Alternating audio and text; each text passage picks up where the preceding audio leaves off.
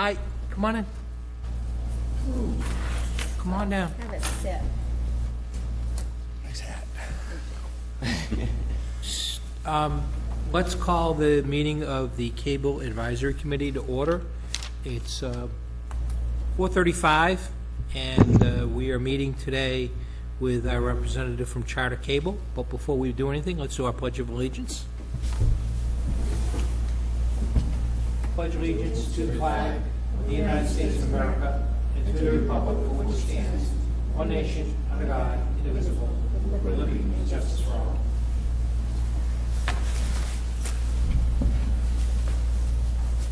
So again, we are the Cable Advisory Committee appointed by the Board of Selectmen, and we are meeting with Mr. Cohan for Charter today to renew our discussions about the Dudley's cable TV license.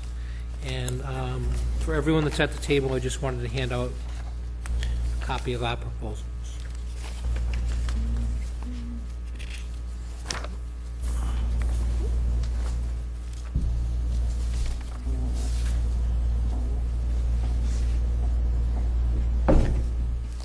Glad to see you joining us, sir. So just to reiterate, the town's proposals were, first proposal was a 10-year term upon acceptance of certain items in the town's proposal, otherwise a 5-year agreement. The town had requested online customer service portal to allow residents to make online complaints. Disconnection policy and termination policy would be attached to the agreement, but there would be an item pertaining to construction standards to minimize nighttime repairs and disturbances to town residences. There would be free service to town schools and buildings. There would be a senior citizen discount. And then finally, we would have an annual amount appropriated for the purposes of PEG and the annual grant to the town. Since we last met, I attached a copy of Tom's response indicating that they could not do proposal number 5 and number 6. And so with those items that were off the table, and those would be the 3 cable boxes for municipal and school buildings and unlimited business service internet to the town at the municipal center, the senior center, and the police department. And then item number 6 was some changes in terms of the senior citizen discount, making it non-income based. So, Tom, I turn it over to you in terms of thought behind those 2 proposals. Okay, so in response, I sent another markup of the franchise agreement, where I incorporated the changes that we agreed to. Because I couldn't accept those 2, I listed the term at 5 years, as you suggested. But if you want to go through them in section 5.1,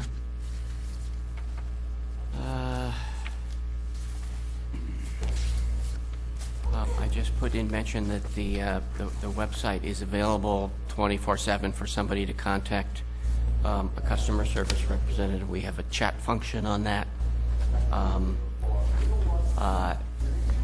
And to address your concerns about the billing practices, I referenced and included the actual language from the Massachusetts cable regulations related to billing and termination, so that if you look at Exhibit A, there are several pages with their exact regulations of what we have to do in terms of our billing. Okay, so just kind of summarize, we don't have that in front of us, or not everyone does. Could you just give a quick summary of that, Tom? Sure. This is part of, in Massachusetts, there's a statute, Chapter 166A, which is a cable television consumer protection statute, sets out all the rules about franchising cable television in Massachusetts. And there is a separate set of cable television regulations, 207 CMR 10.0. The Mass Department of Telecommunications and Cable in Boston oversees and enforces the regulations and the provisions of the statute as well. Section 10 of the cable regulations is all about billing and terminations of service. So it describes all of our billing practices, the notices we have to give to customers, the form of a bill, what is supposed to be on the bill, in terms of how customers can contact us, issues related to the advanced billing and how we issue our bills, due dates, delinquencies, late charges, the charges related to the disconnection or downgrading of services, how we're to handle billing disputes, and how the Mass Department of Telecommunications, whose address and phone number we put on all of our bills, will intervene or mediate on behalf of consumers who call them with complaints. And when a customer of Charter or any other cable television company or phone company or utility in Massachusetts has a complaint about their service, if they call the Mass DTC, I think the first question they'll be asked is, have you tried to reach your cable company or your telephone company or the power company first? They're there to respond to issues that have not been resolved to the satisfaction of the customer, and that's where they intervene. And there's a section on security deposits. We don't request security deposit. It's some of these regulations and the law have been on the books for 30 to 35 years. So some of the stuff is a little bit outdated. Some of it is still just as relevant today as is.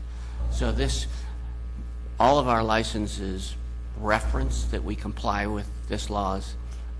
Sometimes it's good for somebody looking at a license at town hall or with the cable committee actually sees it here. I think it's helpful. Yeah. So Because people change. yeah, and all of these regulations are online, so you can go to the DTC website and find them.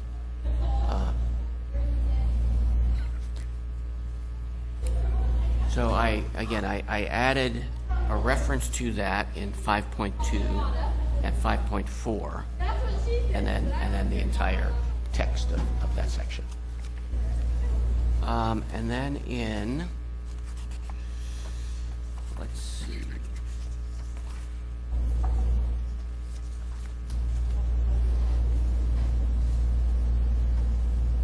I added a section 7.6 on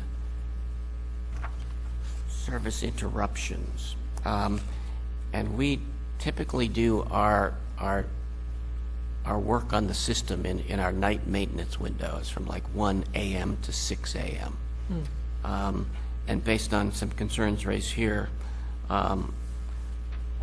I added that, the work in the nighttime maintenance window shall be performed by licensee and its contractors in a manner using best efforts to minimize excessive noise in the immediate vicinity of customer homes.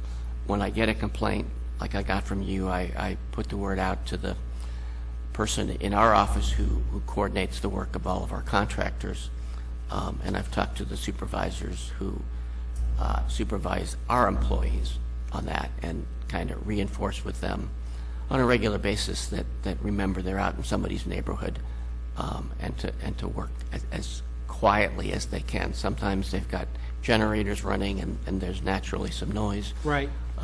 In many cases, we're required to, and it's in the interest of our customers to do that work when the fewest number of people are actually watching TV or online, and that causes the least disruption. Because And that explains the middle of the night. yeah, because very often when we're doing some work, it might be for an hour that the service in that node gets shut down, and it is off.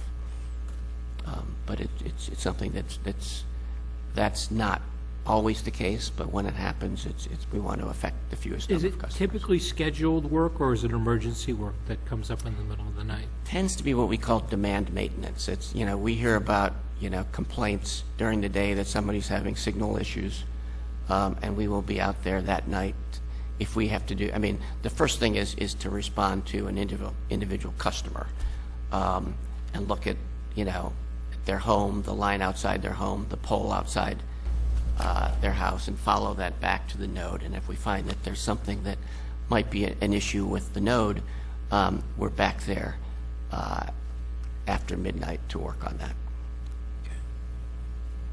Any questions about the first 3 items that we've gone through, the term 2.2, the customer service hours and response time, and then the disconnection and termination of services and construction standards and requirements? They seem to be pretty straightforward and address what the town's concerns were. I just had one question in reference to that. The office in Webster, that very convenient. For most folks, that's the only way they can get in touch, swap boxes or swap equipment or anything like that. I know there was another community a little further east of here who had a considerable amount of issues with the closed office. I believe that when you closed the office in Grafton. We closed an office in South Grafton because we opened a brand new office, a much larger office in Worcester, which is, it's about a couple hundred yards from the Millbury line. It's in that part of Worcester. It's in a nice shopping area. It's like the Webster one. There's plenty of free parking. It's in a shopping center. But it's a considerable distance for the folks. I believe it might have been Northbridge. It was. Yeah. That's a good distance.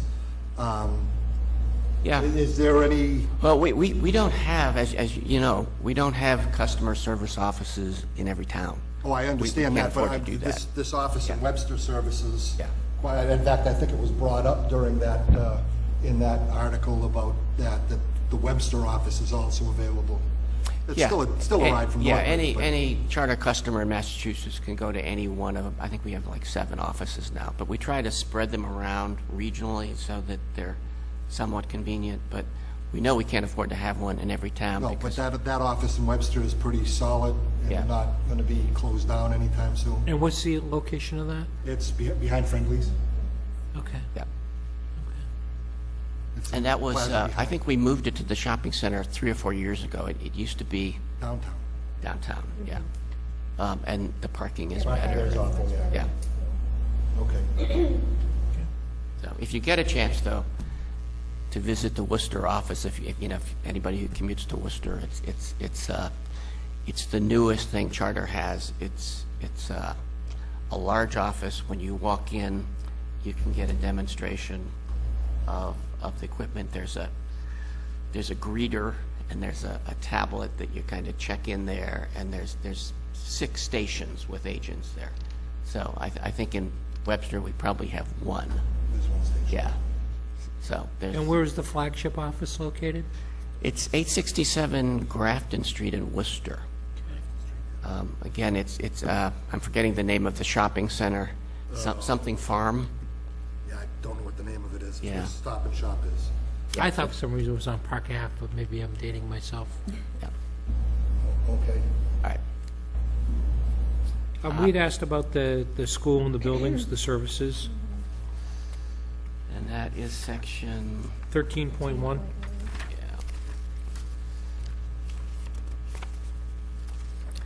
So I neglected to add something. I was going to add to this, specify that there's 1 free digital cable box for each of the municipal buildings. You get the basic and expanded service for free, and 1 free box because a box is required now. Is that considered to be our box right there? Pardon me? Is that considered to be our box? No, Yes. I'm paying for that one there. You pay for that The one? one in the office is free. All right. I've never been in the office. That one, yeah, I have to have one in there, Well, yeah. the preview evidence. So is This that, one we paying for. is that where the box would be located then in Very often at town hall, it's in the town administrator's office. well, I have no problem with the fact that it's in the office. So I think you do a really good job of Yeah. managing it. Yeah. And there's too much temptation if it's in my office. I give you free Wi-Fi, that's enough. That's pretty good. Let me tell you, it's pretty good. So what would you suggest for wording again in section 13.1? I was going to add on the second line, Just, if you could just read it. yeah, right now, okay, upon written request of the issuing authority, the licensee, and to be honest, most of these are already identified and there's service there. Upon written request of the issuing authority, the licensee shall provide one subscriber network drop and one outlet with basic service and expanded basic service. And I was going to add, and one digital box without charge.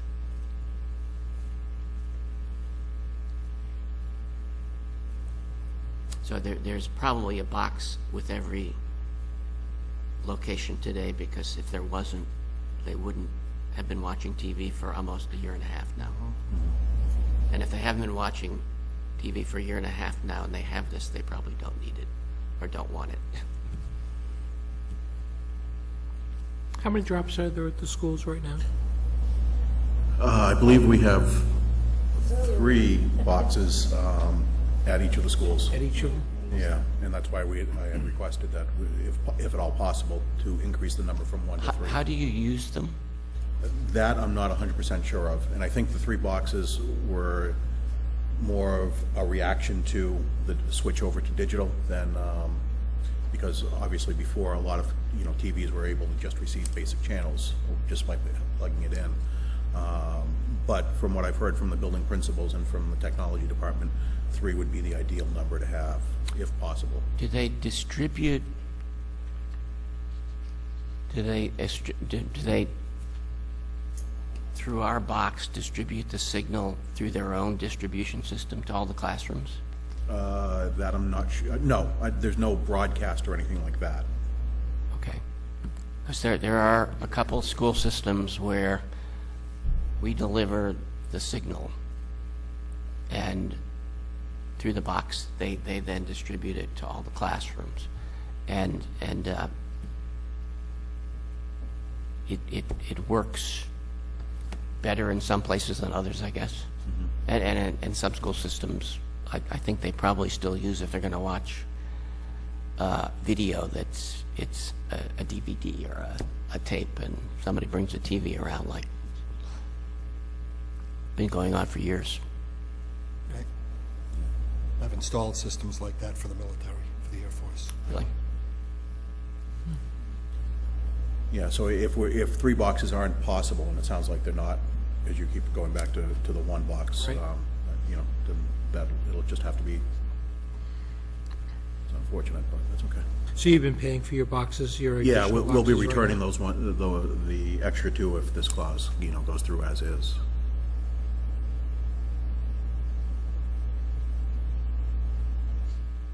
Okay. Tom, you guys aren't in the business of providing, is it internet? No, It's not covered under the license? it's not part of a cable franchise, and it's not something we do anywhere. Okay, well, this could be the first We sell place that you internet service. are. We know that. Yeah. We know you sell it. But we're asking for free. So that's, I guess that's both of our losses because of the fact that we requested the additional services and boxes. Okay. I guess there's nothing we can do about it other than drag on negotiations further. We'd have to, you said you don't offer that service anywhere else? No. No one else has ever asked for it? Everybody asks for it. Not everybody, but most. Most of them do. Okay. And I guess it never hurts to ask. But it's not part of the franchise cable television. No, it is not part. I mean, It's- there's a very specific laws for cable and the Massachusetts. I guess that's what I was getting. It's not part of Cable the TV. framework that makes up a cable license then. No, internet is never included in a cable license, I don't think it nor is phone service. And if I may, the single box per building for municipal and schools, that's stock standard across the state as well? Yes, So there's no exceptions to that? that's a state requirement. There is an exception in the description.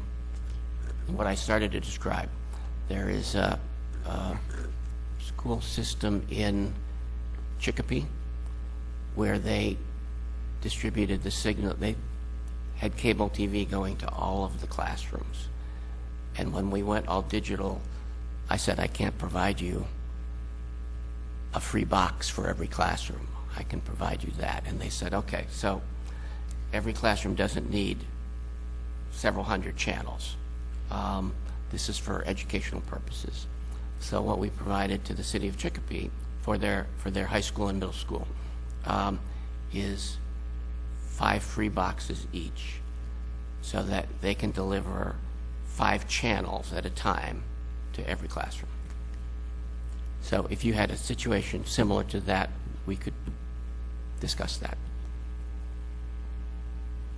Okay, so you do offer more than one box in certain circumstances. But in a situation like that, but if you're telling me that, okay, the principal wants a box, the janitor wants a box, and you know, the academic dean wants a box, one of them's for free. That was an ambitious proposal in Chicopee, where they wanted a box in every classroom. Well, they had been getting TV in every classroom. So when we went all digital, it presented some challenges. Many more channels came with going all digital, and the increased. So, but they were the problem. So on that same page is the PEG grant issue. Yeah, let's talk about that, because that seems to be the major issue that we're at this point. So what I did was, since reducing the term from 10 years to 5, I just adjusted the grants, the capital grant, so that there's one capital grant. What we would have done in a 10-year is probably split it, so there would be 70, what is this here? $50,000 twice. So I made it a $75,000 grant for the 5 years. For the one, which is consistent with what we asked for. We had asked for You'd ask for 100 based on 10 2 years. cash payments, correct. Yeah. And then your other request is in 13.4B, which is the $35,000 annually increased by 3.5% a year. Yeah, just want to clarify. I thought we had asked for 150 for 10 years and 75 for a 5 year. That was my recollection. Ted will correct me if I'm wrong.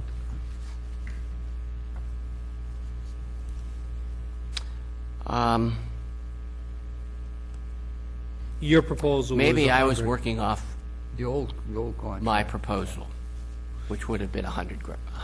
Yeah, because Okay. I know in meeting with Ted, he had indicated that he had a need for increased funding, and the town's request was for 75 for a 5-year agreement, or a 150 for Yeah. a 10-year. So what I had done here was, this was my proposal for 100, Yeah. and I just changed it to yours, which is 75 for 5.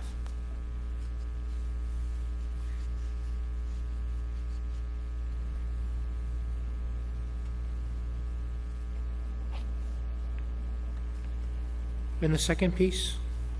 So that, again, it's what you requested in this proposal that you just distributed today. $35,000. Yeah, because aren't we at 20, is it 29 right now? Right, about 29, yeah. I thought it was about 29. This is the pass-through, right? What we call Yes. the pass-through cost? Yeah. So that was, it started at something with, and it's increased a little bit a year for 6 25, years. started at 25. Yeah.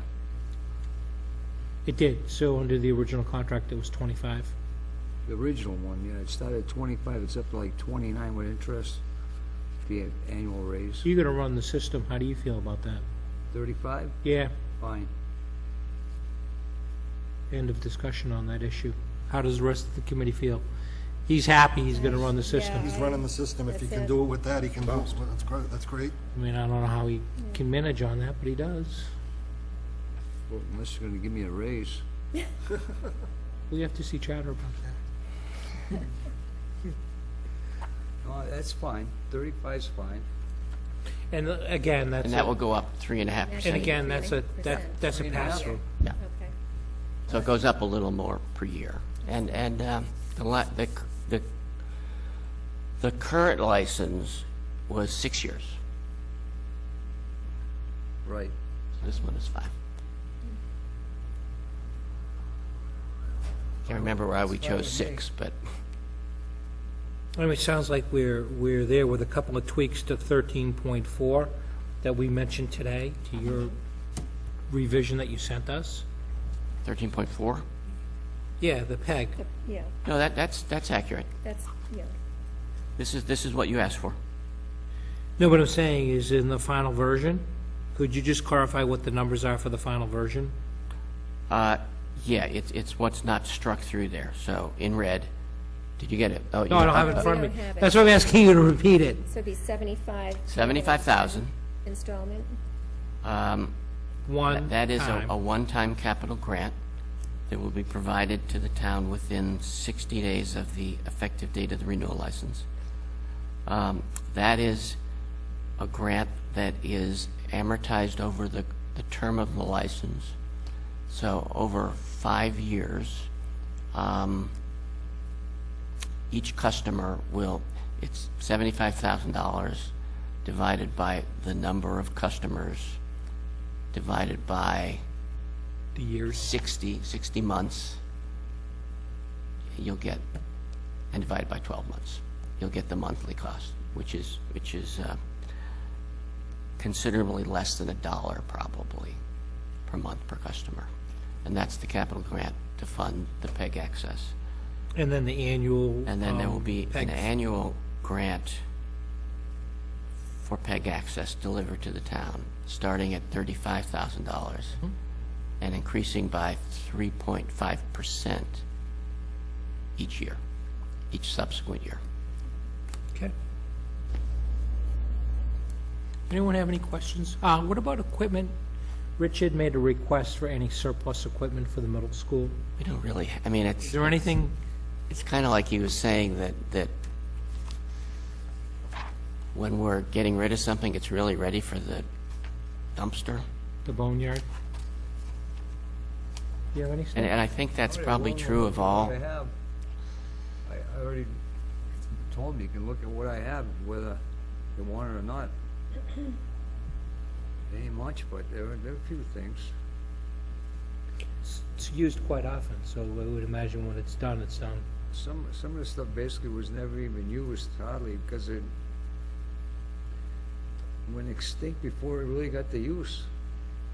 So someone bought it without any knowledge of way back when. What I got, they can look at. I'd just soon have it taken off my inventory anyway. Yeah, I'll make sure the middle school's aware and contacts Ms. Maybe they Barrett. can come down and take a look at it. Yeah. Yeah, I was just gonna ask that. I think Skip over Walter wanted basically all of the criteria deleted, and I don't think that that's an option. Yeah, He so- wanted 65 just to be able to get some kind of. So, yeah, so the senior discount that the town had proposed is seniors presently receive a 10% discount off of their basic tier prices. And to be eligible, they need to meet certain income or disability guidelines. And so the proposal that the town had made was there'd be a senior discount for persons age 65 or older without regard to any of the income or disability guidelines that were in the contract. Could you? Again, this is the same senior discount language we have in our franchises all around here. So the And- language is standard? This is standard for charter in Massachusetts. We don't offer senior discounts outside of Massachusetts and Yeah, Walter did ask for that. basically outside of New England. It's basically Massachusetts, Vermont, and New York. The rest of the country, we don't offer senior discount. We offer, an entry-level basic service. Our competitors, whether it's DirecTV or Dish Network or Verizon Fios, they do not offer any senior discounts. So this is this is the best we can do. Now, do we know how many people take advantage of it? In rough numbers? I don't off the top of my head. If I think we have 3,200 customers in Dudley, that usually, I think about 7 or 8% of our customers take basic only. So it would be a fraction of that. So they're probably Would you say 7%? 7 or 8% of cable customers today take the basic only service. The rest are taking, basic and expanded or higher levels of service. So when the way the bill is structured, does it break out what the cost of basic service is for everyone? In other words, someone has a higher tier service, let's say senior. Does it break out the cost of basic service, and are they entitled to a discount on that piece? That piece only? Well, the discount is, the intent of the discount is to help people who otherwise might not be able to afford any cable service. So it's for a basic only customer. Okay. And our basic has been regulated in the town of Dudley. So it's, here, I brought you some, our channel lineups now include a rate sheet. So the basic service is $17.99, which is, here, if you want to distribute Yeah, take a few. Yeah. That has been regulated. It was deregulated about 2 years ago, but I believe that the Mass DTC is about to re-regulate the rates in Dudley. So we're a non- And that's a rate-regulated basic community. service only We're a regulation non-rate regulated community, right? today. But you had been regulated until 2 years ago, and you are one of the communities that is about to be re-regulated. Why would that happen? Do you know? It was whenever there's a decision that there is effective competition in the community, and that means that the criteria is that at least 15% of the residents in the community are subscribing to a different service. So that would be satellite service, basically. So 2 years ago, the number of satellite customers in Dudley exceeded 15%, but it must have just barely exceeded it. And when the state tested it again last fall, it was just below 15%. But the fact is that every resident in Dudley has access to the satellite services, and they've chosen, they can choose Charter, or they can choose DirecTV or the Dish Network. Those are the direct competitors then? Yeah, Dish. and sometimes we have Verizon Fios as a direct competitor in addition to those two.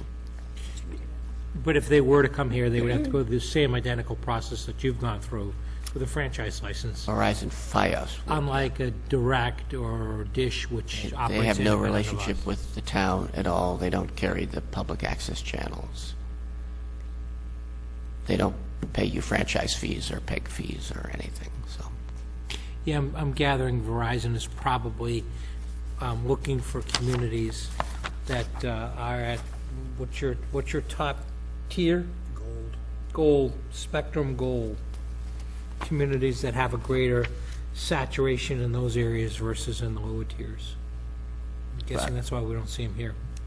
Well, we don't see them here, I believe, because the distance for being able to run the fiber, Too there aren't great of a enough, distance. there's not enough concentration of homes. Not enough homes per mile. I think the nearest they are to us is Millbury. I don't think they're any closer than us than that. Millbury or Sutton? I'd be surprised if they weren't Sutton, but They're in Sutton, they may be in parts of Sutton, yeah. and they've basically stopped. Yes. I mean, they have 120 franchises in eastern Massachusetts, and the furthest west they've come is Sutton, And that's it. and then they stopped. Well, I guess if they come here, we'll put them through the ringer. You can just hand them this license. Yeah, and say, gathering, there has to be parity, so. Yeah,